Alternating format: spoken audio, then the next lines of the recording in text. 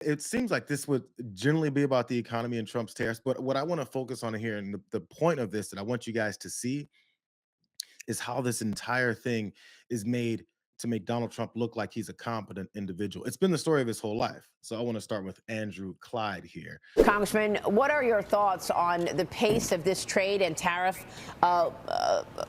executive orders and the way that it's impacting the economy right now? Well, I think our president has been the best trade negotiator in the entire history of the United States. Now, this is a man that wrote The Art of the Deal, and he definitely has shown that he knows how to make a deal and make a deal that is good for this country. I mean, we have seen, inflation at, 2.1% core inflation? That's right. Which literally going back to the first Trump era. This man knows what he's doing, and I trust him. So I think this is going to be good for America. He's the best damn trade negotiator in the history of the country. So over the top words like that. Also, did you know that Donald Trump wrote The Art of the Deal, and therefore I trust Donald Trump. No matter what the actual reality looks like in front of us, no matter what the actual price increases are actually happening in front of us look like, Donald Trump is the best damn negotiator in the history of the world, and Donald Trump wrote The Art of the Deal. That's all Andrew Clyde needs to see. This is how propaganda works. This is how creating kings out of absolutely incompetent individuals works. Because I want to stick to that one point about he wrote The Art of the Deal.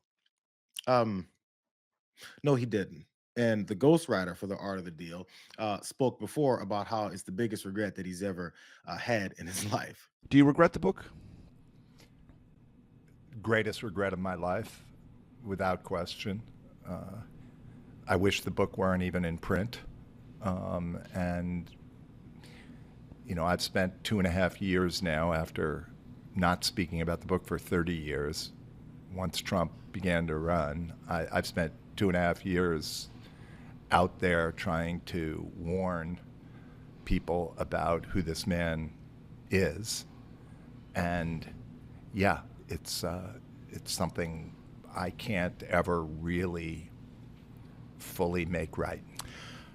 Is that your obligation, though? I mean, you were a ghostwriter. You got covered. You got credit on the book cover, jacket. You did all the things you're supposed to do as a writer. You took a contract. You got paid. In the sense, you did everything correctly. What's the core of this regret? That I knew this was a bad guy when I did the book. I'm gonna let him explain why it's the biggest regret of his life, because he did this for a bad guy that he knew was a bad guy.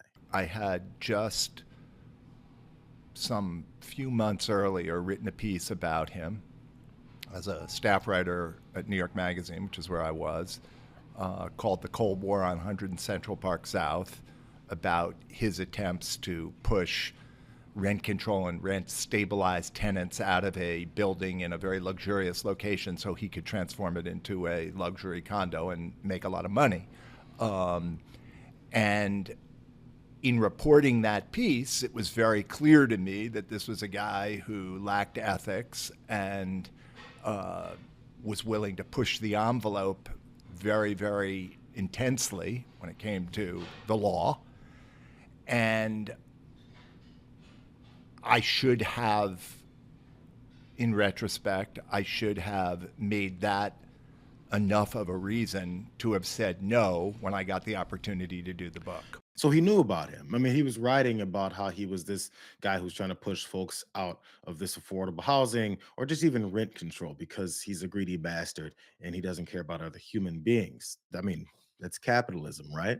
So this is why he knew much about him. But I wanted to point out who the Art of the Deal author actually was so that we could dispel that BS that Clyde was talking about off the top, how Donald Trump trusts him because he's the Art of the Deal guy. Should you trust Andrew Clyde, who's also said he wishes he never did that? More of the propaganda, because this is more how this whole thing works. Peter Navarro, who's that clown that got demoted and isn't the front face of this whole tariff policy anymore. He's still talking sometimes, but only to people like Maria Bartiromo who don't ask follow-up questions when he's talking about all these deals that they've been making. Again, this is the continuation of this propaganda to make Donald Trump look like a competent individual, even though things are destructive all around him. Real quick, Peter, how many more deals would you expect on trade in the coming month? Well, look, I want to make this really clear. We've got a bunch of deals right now, but a lot of them are unilateral because we had to send letters to people. And the problem, Maria, is they have such a good deal screwing America, let me be blunt about it, that they're reluctant. But we've got over 90% of the trade deficit covered with letters or deals right now. We're in a good place. Trust in Trump. He's going to get it done, and the American people are going to have trillions of dollars in tax cuts and debt reduction because of that. Let's never lose sight of the fact of that. Well, we just had a budget surplus for the month of June, so there's that, thanks to tariff revenue. Don't forget those lines. Trust in Trump. As he's been talking about, as this guy has implemented these tariffs, and he's had these letters. They're not negotiations. These aren't deals. These are letters that they sent out, and they said, this is what you're going to pay, and if you don't, F you too. That's not a deal, especially since they said from the beginning, we're going to have all these great deals. And that BS that Maria Bartiromo said at the back end, how we brought in all this extra tariff revenue. Do you know who pays for the amount of money that comes in from tariffs? Regular American consumers do. So all that extra money that they said they're getting, they're siphoning it from your pockets. Just in case we all forget that. I'm going to say it every time they bring this up because they bring it up all the time. So, of course, in a matter of all these things, he needs himself to look better. That's why he's been on this warpath against Jerome Powell, because Jerome Powell hasn't decided to lower those interest rates, which would help Donald Trump look better, even though he's given him no reason to lower interest rates. He just talks about how great the economy is. But Jerome Powell's like, let's wait and see. He's not even saying that it's garbage. He's just saying, let's wait and see, because who knows? You've been delaying and pushing back and announcing and then threatening and then implementing and then not implementing so many times. There's no definitive nature and no approach that this economy is going in for me to make these kinds of declarative and definitive moves. Do you have plans, or if you're back considering firing Jerome Powell, and what's your justification if you're thinking about this to do this? Too late. He's always been too late, hence his nickname, Too Late. He should have cut interest rates a long time ago. Europe has cut them 10 times in the short period of time, and we cut them none. The only time he cut them was just before the election to try and help Kamala or Biden, whoever the hell it was, because nobody really knew. Obviously, that didn't work, but he tried to cut them for the Democrats, Kamala. He's a terrible Fed chair. I was surprised he was appointed. I was surprised, frankly, that Biden put him in and extended him, but they did. So, no, we're not planning on doing anything. We're very concerned. And by the way, he has no idea. He has no idea how this guy, why Joe Biden put him in place, Jerome Powell, and then extended him. He has no idea why Joe Biden would do such a thing. This guy's a disaster. I mean, his name is Too Late. That's why his nickname is Too Late. The nickname that I gave him, that's why it is. And then I call him. In other words, I call him Too Late because I'm a petulant child and the guy isn't doing what I want him to do to make me look better. Let's go back to that whole thing about how Joe Biden is the one, though, that appointed him, and Donald Trump can't believe that such a thing would happen.